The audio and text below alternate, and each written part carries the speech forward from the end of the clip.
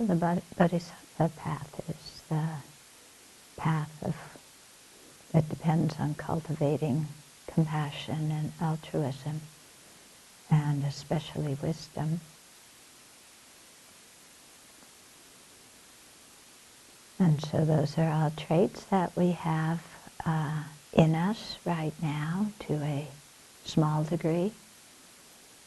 And what we want to do is fertilize those seeds and water them and help them to grow so that they become the actual manifest minds of bodhisattvas and then Buddhas.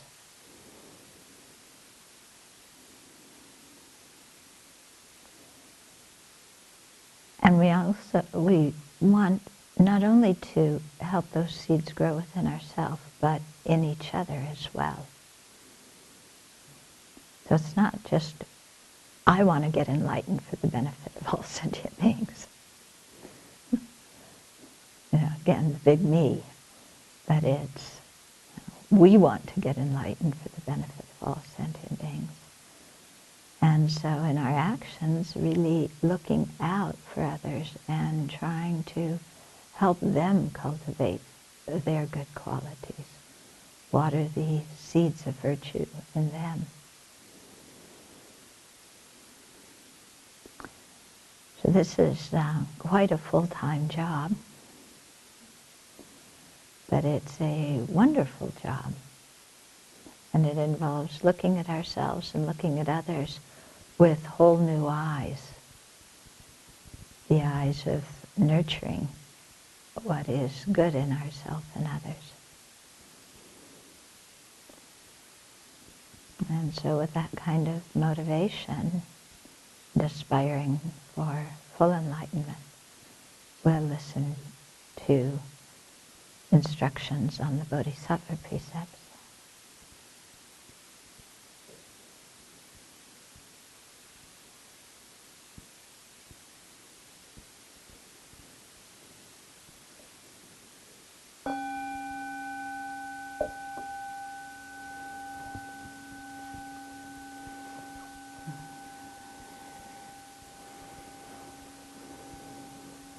So we were talking, it came up this morning in our meeting, about taking care of our own needs, and if we don't take care of our own needs, then we lose having a happy mind, and when we don't have a happy mind, it becomes very difficult to practice. Yeah. So it's important to take care of our own needs. That helps us water the seed of virtue within ourselves. But to keep looking beyond our own needs and really care about the needs of others so that we can water the seeds of virtue in others. So not just being concerned with my merit, how I can accumulate merit, how I can learn the Dharma, how I can practice, how my seeds of virtue can get watered. But really thinking, how can we also water the seeds of good qualities and the seeds of virtue in the people around us? Because we know that when we have manifest ignorance, anger, and attachment, already our own seeds of afflictions have been watered. But then we usually speak and behave in ways that bring about the ignorance, anger, and attachment of whoever is around us at that moment. You know what I mean? Yeah. And so, continually kind of asking ourselves, do I really care about the needs of others? Do I care about the welfare of others? Do I care about the enlightenment of others? And if I do, how can I water their good seeds and help them along the path? Okay, so with an insect, it might be reciting a mantra and blowing on it. With one of our fellow students, it might be discussing the Dharma or, helping each other when we get stuck. But And, with other people, you never know the seeds of virtue that you're going to be able to water in somebody's mind if you pay attention. Yeah?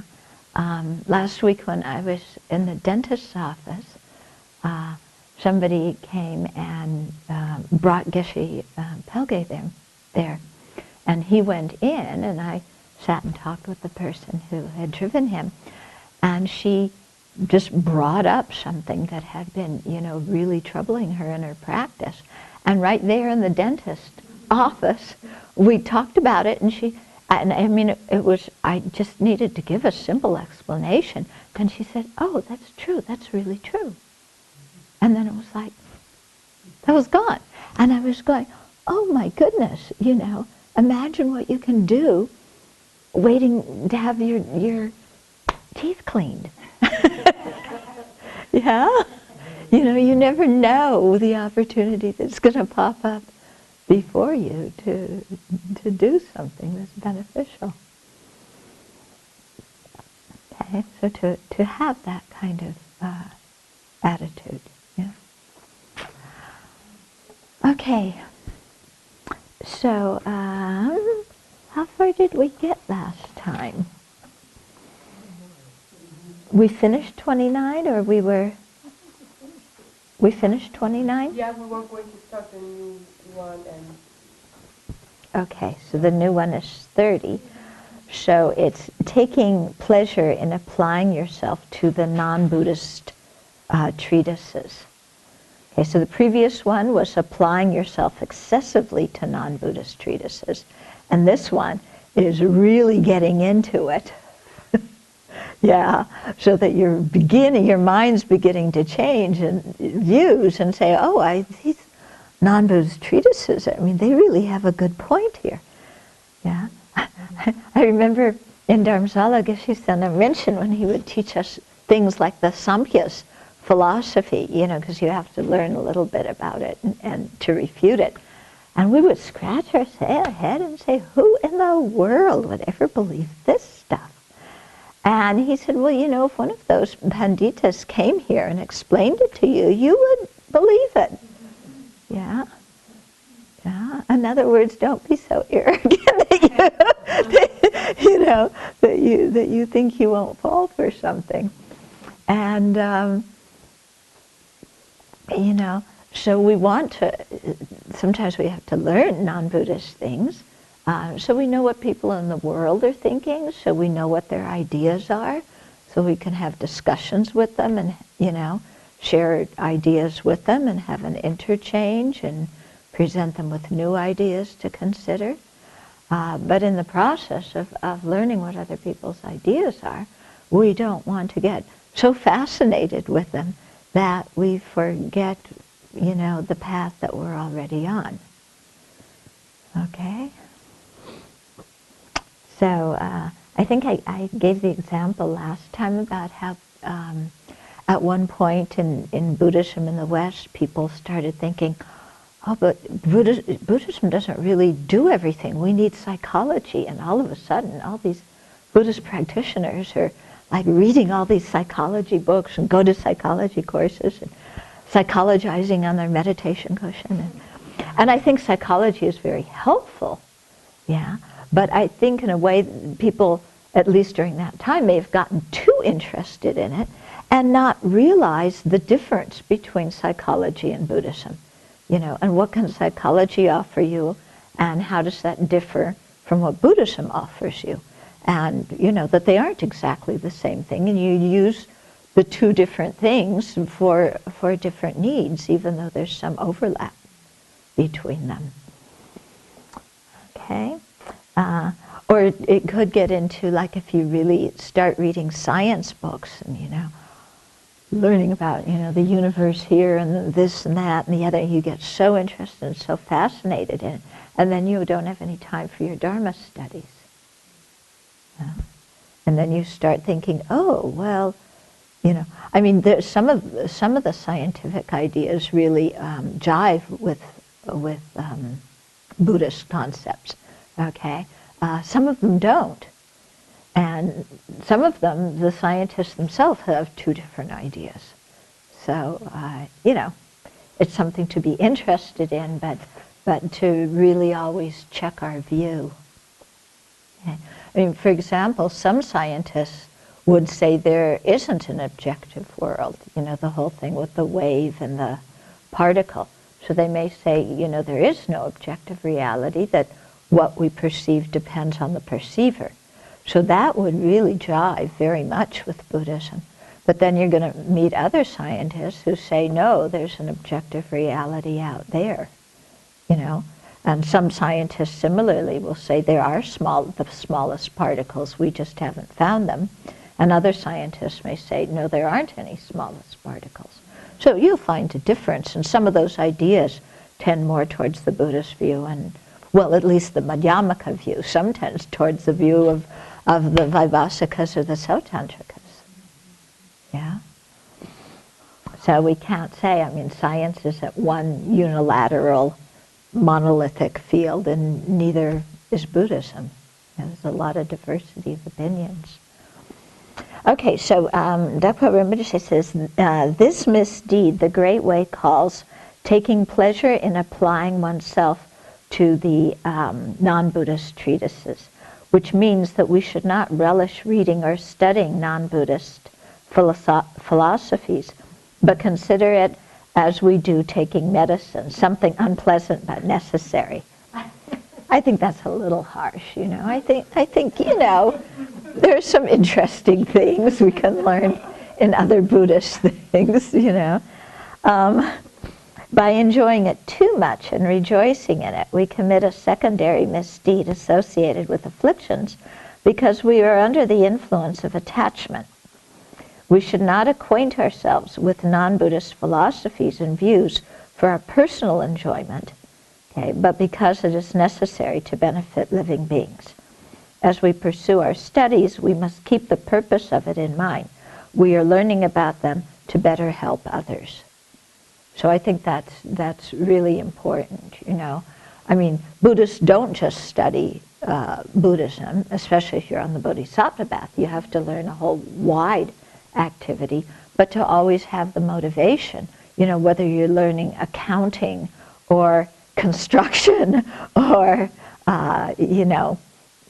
the theories of another faith or philosophy, to always have very clear in our mind our motivation for doing it so we don't get confused. Yeah. Otherwise you might start thinking, accounting is so interesting, And much more, maybe for you it's nursing, it's not accounting, but this is so interesting, and maybe I should really do that. And then we kind of get off track.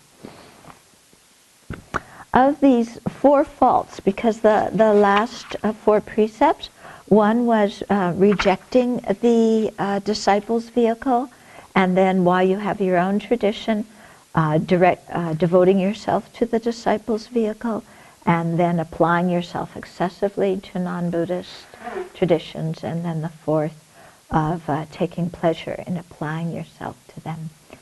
Yeah. So those four faults, the first represents the decline of an aspect of the ethic of collecting virtue, which is rejecting wrong views. So the first one, the wrong view, here, that one was thinking that it's totally unnecessary to study. Yeah, the disciple's vehicle. So that's a wrong view. Yeah. And so if we break that, if we transgress that precept, then we are not rejecting that wrong view, but we're buying into it. And then the second and third ones, which are when you have your own tradition, directing your mind to the disciple's vehicle, and also excessively studying the non-Buddhist things, then that is,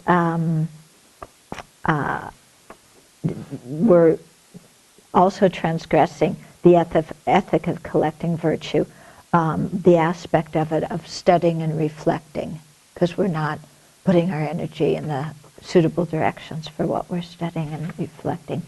And the commentaries don't specify with which precept the fourth misdeed is incompatible.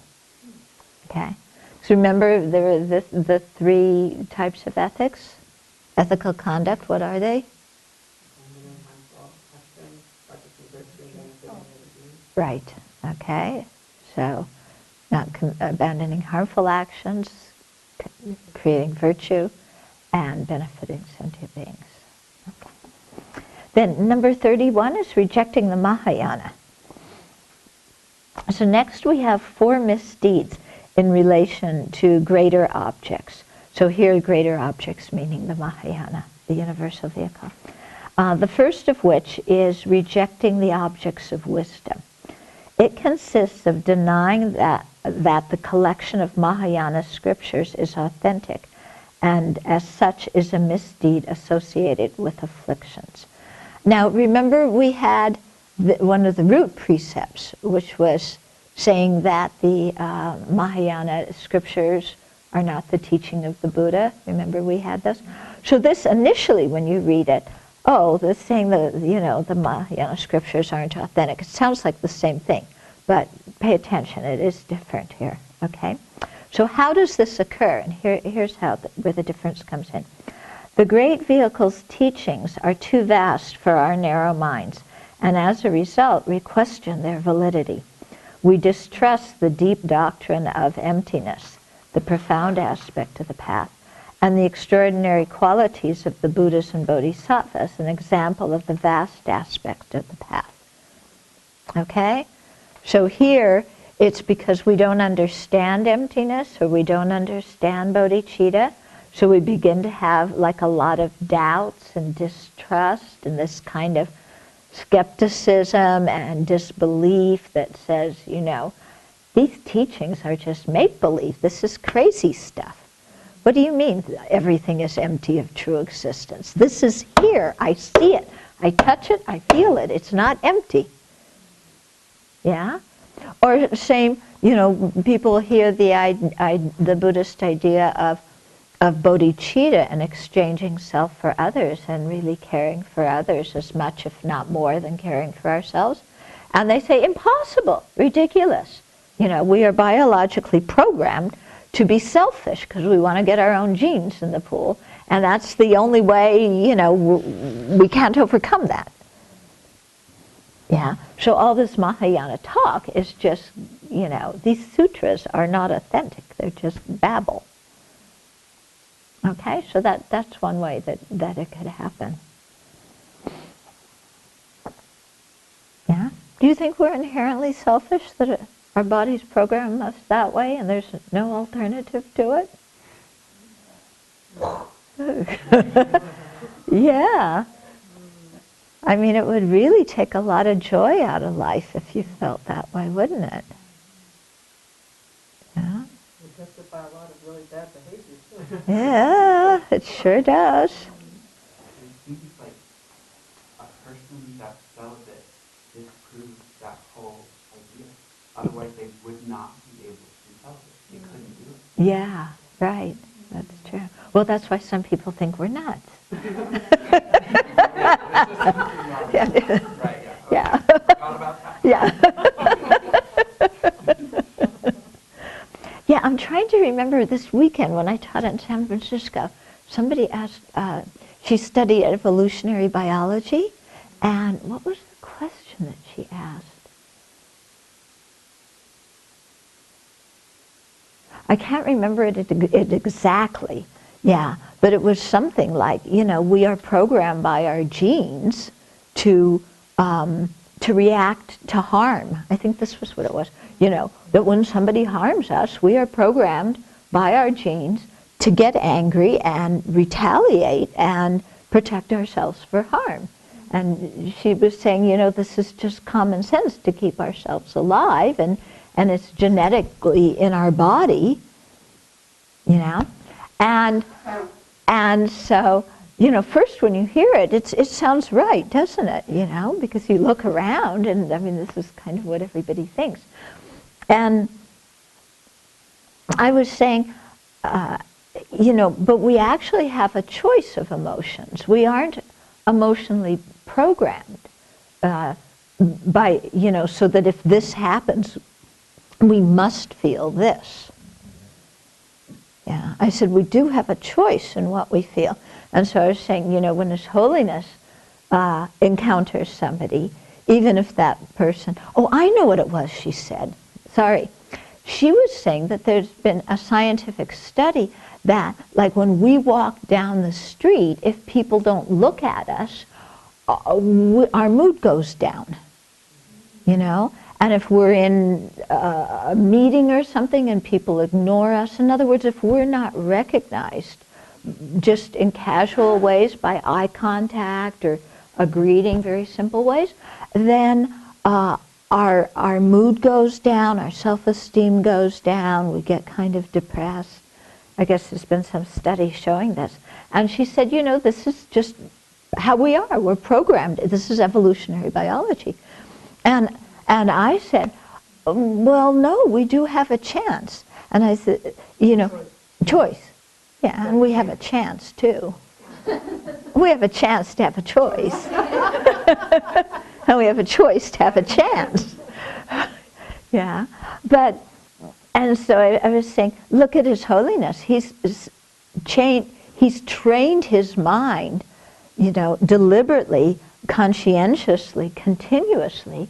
And so when he sees a stranger on the street, his reaction is not, is this person noticing that I exist and letting that determine his mood, but his whole way of relating to the stranger on the street is, here's a mother sentient being who's been kind to me, and how can I be of benefit? Yeah. And I said, how we relate to somebody, what perspective we carry with us determines how we experience a situation. And okay, many people may bring that perspective of, notice me, but not everybody does. And we can certainly train our mind to have a different perspective. Huh? Who's going, oh. Yeah? And it's true, if you think about it. All these things that, because I was saying, if we just live on automatic and we're not aware of what we're feeling and thinking, then that's very true. Most people will react by feeling kind of down. But we have a choice in order, and we can be more aware and mindful. And we can deliberately train our mind in a different way. Yeah, this is not all pre-programmed. Mm-hmm. So weird word to use for an evolutionary biologist. Yeah. Program. Mm-hmm. It implies a creator, someone so brand name. Yeah. So weird. Yeah, but I think sometimes they may say like the genes program us. Mm-hmm. Yeah. Even so, yeah. It doesn't match evolutionary biology. They mean condition. Yeah, I think they mean condition, but it sounds like a narrow condition. Yeah. Yeah, okay. So there are 4 specific ways of rejecting the Mahayana.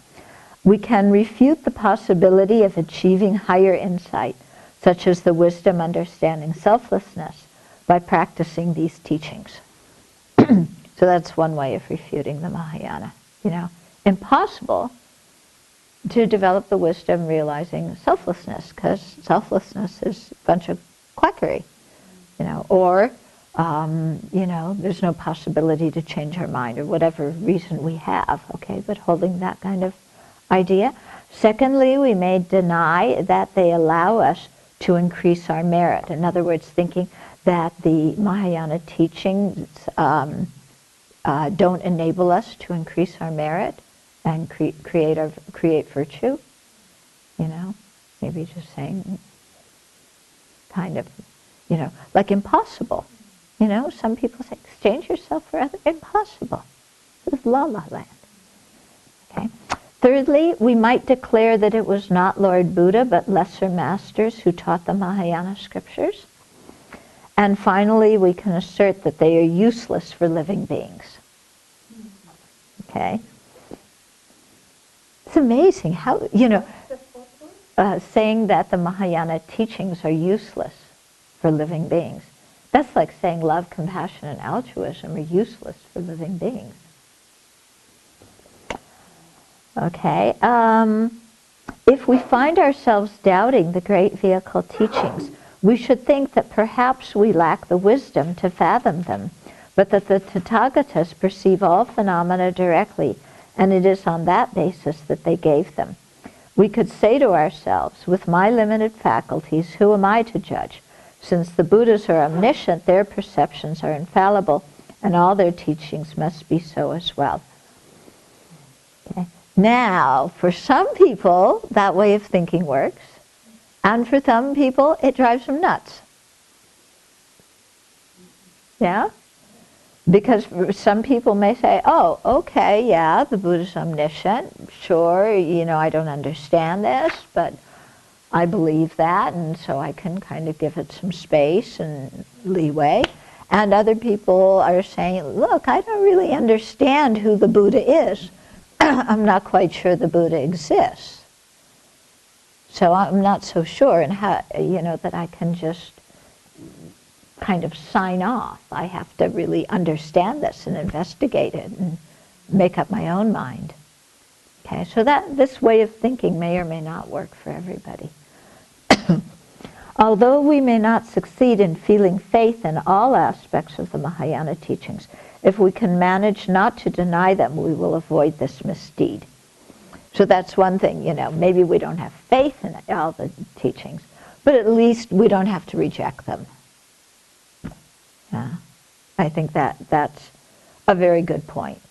Yeah, we may not believe it, but we don't have to push it away either. Yeah, because it's like when people say to me, what's the difference between Buddhism and Christianity? Yeah, or do Buddhism and Christianity lead to the same goal? How am I supposed to answer that question? I say, I haven't even actualized the end of the path I'm following. How can I even say where the path I'm not following leads to? Yeah? That would be pretty presumptuous on my part. Yeah, I have no idea. Yeah? And so in the same way, to reject something, without a thorough understanding of it doesn't make any sense. Now, certainly, I can debate different ideas within Christianity, yeah, based on logic and reason, and debate those ideas and come to a conclusion about that. But I have no idea what the Christian mystics practiced and what they realized. Yeah, and there's no reason for me to comment on that at all. Yeah, I love when people try and, ask me these questions and make me give an opinion about something that how can I possibly have an opinion about. Usually, my opinion factory is quite good. And I think if you got me, maybe off camera.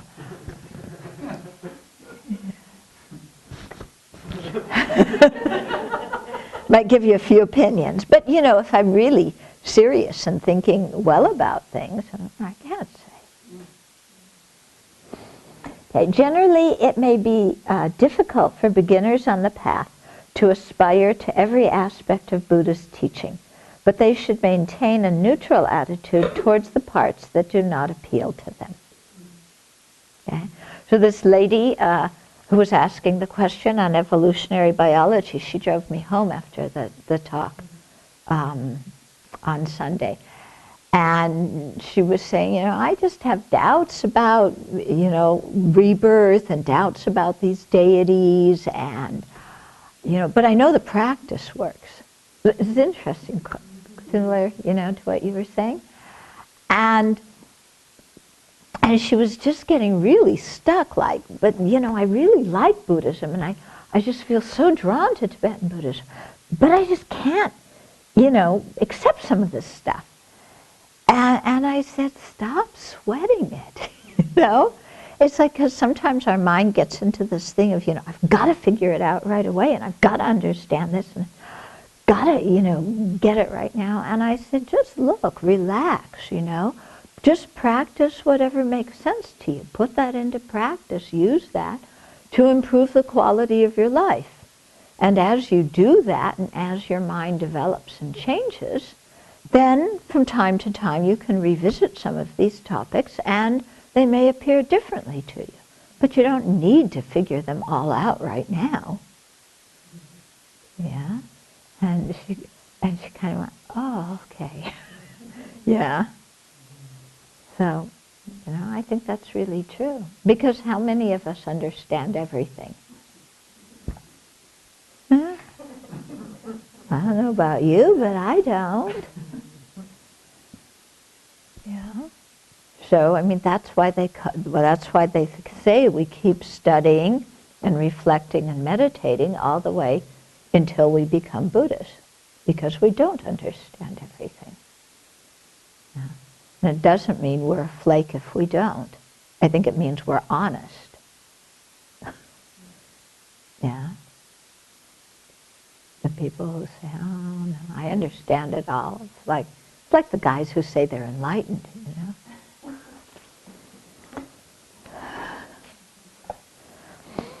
Okay, 32. Praising yourself and belittling others.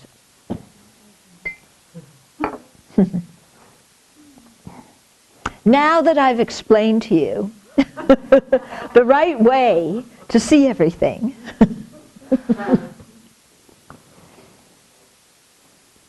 unlike all those other people with all their wrong ideas and wrong ways to go about it. Okay, so praising yourself and belittling others. Remember this came also as one of the root precepts? Yeah? Yeah, but again, it's different, so pay attention here. This fault is described as an inverting the result. For the outcome of a correct practice of the Mahayana should be to praise others and depreciate ourselves. That sting a little bit. Yeah. Okay, praise others is okay, but depreciate myself? I'm really important here, If I praise others, it's to illustrate to other people how wise and compassionate I am and what a good practitioner I am. Yeah, but...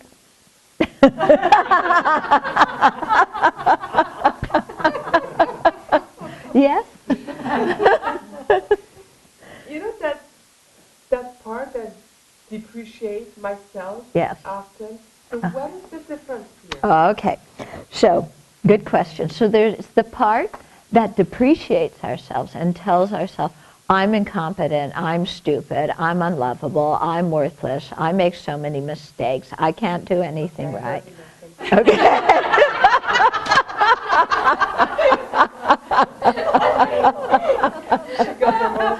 Okay. Yeah. Okay, so there's that side of ourselves. Yeah. But that's not what we mean by the result of the Mahayana is to praise others and depreciate ourselves, because that way of depreciating ourselves is a very self-centered way. Remember, if I can't be the best one, I'm the worst one. Mm-hmm. Yeah. And so it's completely revolving around ourselves and our own deficiencies and how bad we are and blah, blah. So that's not what he means here by the result of a correct Mahayana practice is depreciating ourselves. What he means here is that when we think about whose happiness and suffering is important, instead of holding me, we say others and then me. Okay? So instead of going into a room and, here I am, aren't you pleased? To really go in the room with, who can I be of benefit to here? Okay? So that's what he means. You know, not depreciate ourselves in a psychologically shameful way, but just, you know, releasing that mind that says, I'm the most important one, and everything that happens to me is so crucial and so critical and so earth-shattering. It has the quality of humility, humble. Right, exactly. It has the quality of humility. And being humble and having humility is very different than having low self-esteem.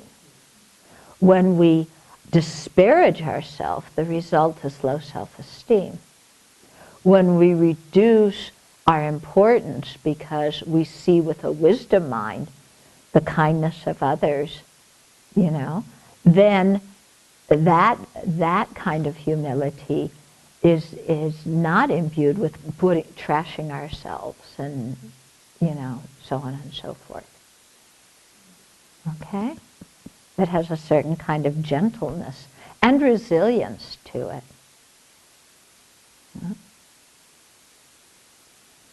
Okay? Because normally, you know, like if people don't treat us the way we think we should be treated, we're kind of like, don't you know who I am? But I think that, you know, the really great practitioners, they don't view the situation like that. They're not looking at it as, oh, here's all these people, you know, do they know who I am, and are they treating me the way I should be treated? But they're going into the situation of, you know, here are kind mother sentient beings, how can I help them? Yeah. And so what you go into the situation with is going to determine how you experience it. Yeah, what you perceive even.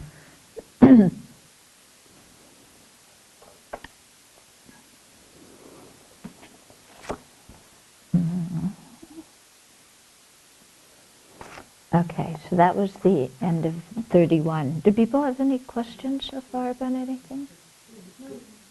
No, that was the end of, oh yeah, 30. It isn't the end of 32. Let me keep reading. Okay. When we praise ourselves and disparage others out of pride or vanity, the misdeed is associated with afflictions.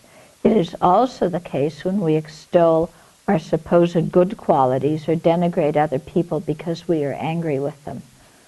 It is therefore the motivation that differentiates the secondary misdeed from the major transgression. So what's the motivation for the major transgression?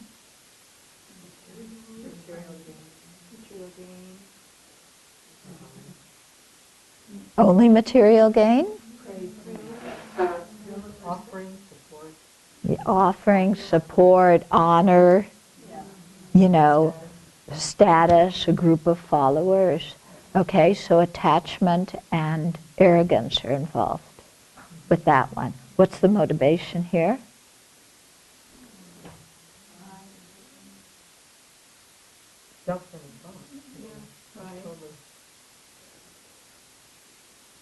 Read the paragraph.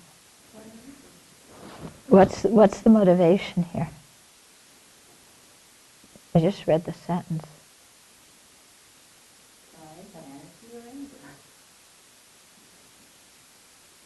For breaking the secondary one, it's pride, vanity, or anger. Himself out of pride or vanity. And then the second half of that was we're doing it with anger. Right? Okay, let's go through this again. Okay. We praise ourselves and disparage others out of pride or vanity. The misdeed is associated with afflictions. Okay? Now, isn't that the motivation for the first transgression? Let's go back to the first transgression.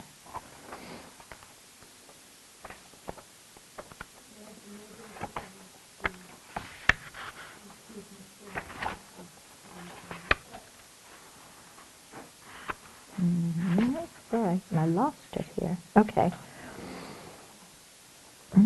praising oneself and denigrating others out of attachment to material gain or to marks of respect. Okay, so that's the motivation there. He also mentioned somewhere later on about pride.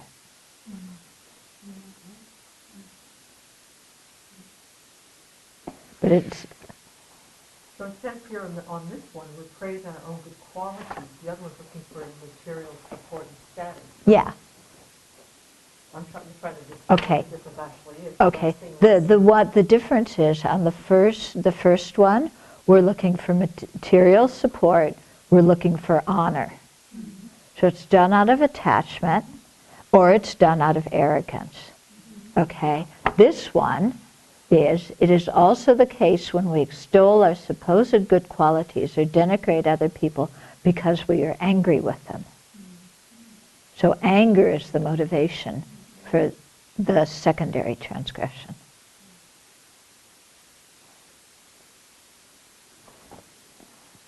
So different afflictions.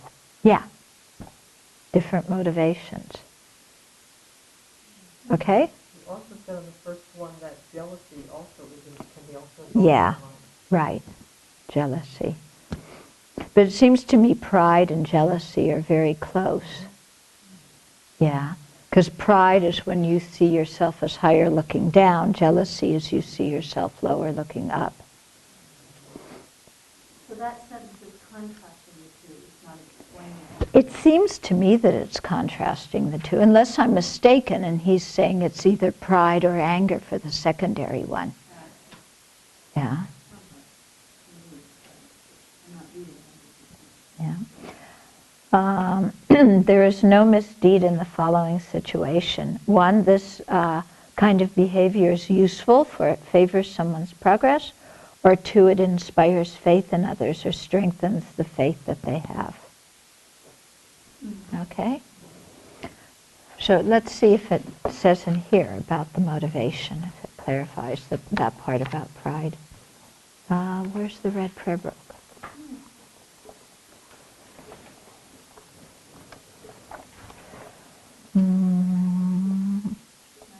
Oh, I'm sorry, my mistake. It says praising others, oneself, or belittling others because of pride, anger, and so on.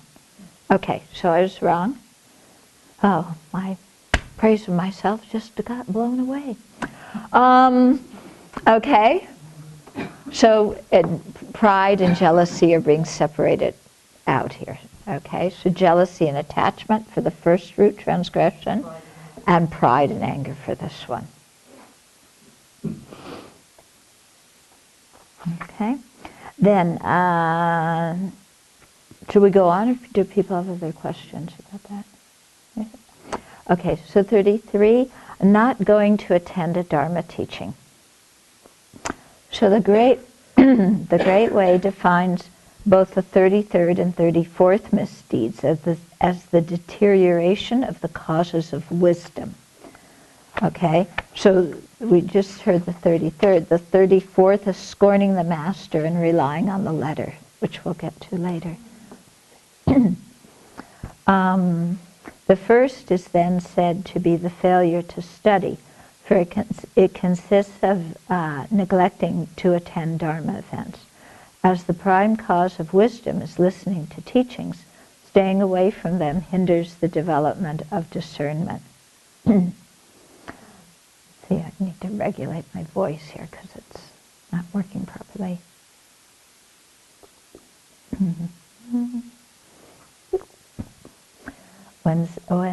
When someone is teaching the Dharma formally, or holding a discussion or a debate on it, if out of pride, anger, or out of animosity we do not attend, we commit a misdeed associated with afflictions.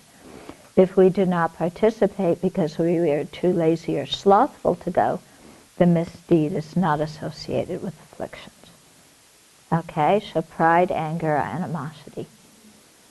Yeah, I know so much already, I don't need to go to that teaching, or, this guy's a complete jerk, with a real animosity, or, this teacher insulted me, or something like that. Now, Does this mean that every time there's a Dharma teaching taught by any teacher that you have to go? No. Okay? So we'll get into that. So don't go to the other extreme, because we have to have some reasonableness here. Okay? So on the following 7 conditions, there is no misdeed. We cannot go because we're incapacitated by illness. Okay? So that's quite different than if we're lazy. You know, if our teacher is teaching and we're just too lazy to go, that's not so good, is it? Yeah, and that doesn't help our own practice. But if we're incapacitated by illness and we don't go, that's reasonable. Okay. The second is we're unaware that the teaching is being given. That's a good reason for not going. Okay. Third, we suspect that the person conducting the teaching might make mistakes in the explanation.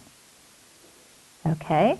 So the person who's giving the teaching, they're not our teacher. We don't really know who they are. We don't know their qualifications. Or maybe we've heard something about them, or we've heard what kind of education they have had or haven't had, and we have some doubts about their qualifications. Then we shouldn't feel obliged to go if we feel that that person could be making mistakes in the explanation. Okay. Then next is we suspect, okay, we did that one. Not only have we heard the subject explained many times before, we have studied it and understood it well. Okay? So if you've heard the subject explained many times, you've studied it very thoroughly, you understand it very well, then there's no need to go. Now, but discerning when we've done that, that's an interesting thing. Yeah, how do we know that we know it well? Because, like when His Holiness teaches, you know, even like Lam Rim topics, all these Geshis who themselves teach the same text go. Yeah. Now, but would Geshe A go to hear that text if Geshe B explained it? If Geshe B was their friend and colleague, they wouldn't go. You know, His Holiness is their teacher, so they go. Okay, so there's some difference there. If if you've really understood it and have a firm grasp on it. But still, usually, even if it is your own teacher, you would go, unless you're doing service for the monastery, or you're doing some other important study, or you're doing retreat, or something else is going on that's really important. The next thing where there's no fault, we are generally well trained and have already learned almost everything we need to know. Well, okay. Know it all. Yeah.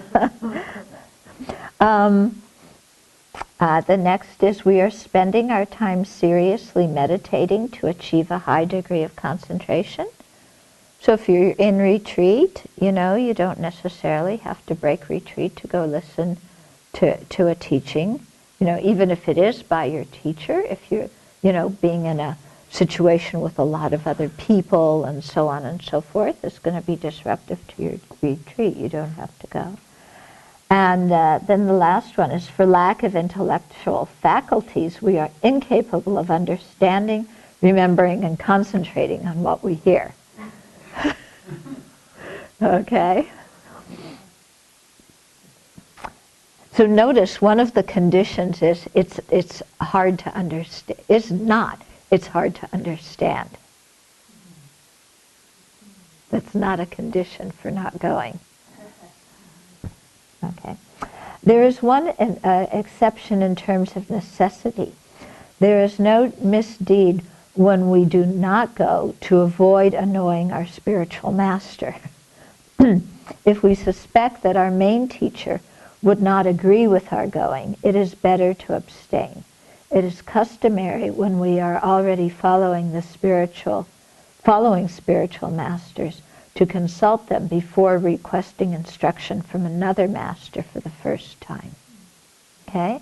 So if somebody's not your teacher, and you think you're not sure if your primary teachers would would approve of you going, then it's better not to go. Because usually before, if you have a strong relationship with your primary teachers, then you would ask them first before requesting teachings or taking initiation from somebody else.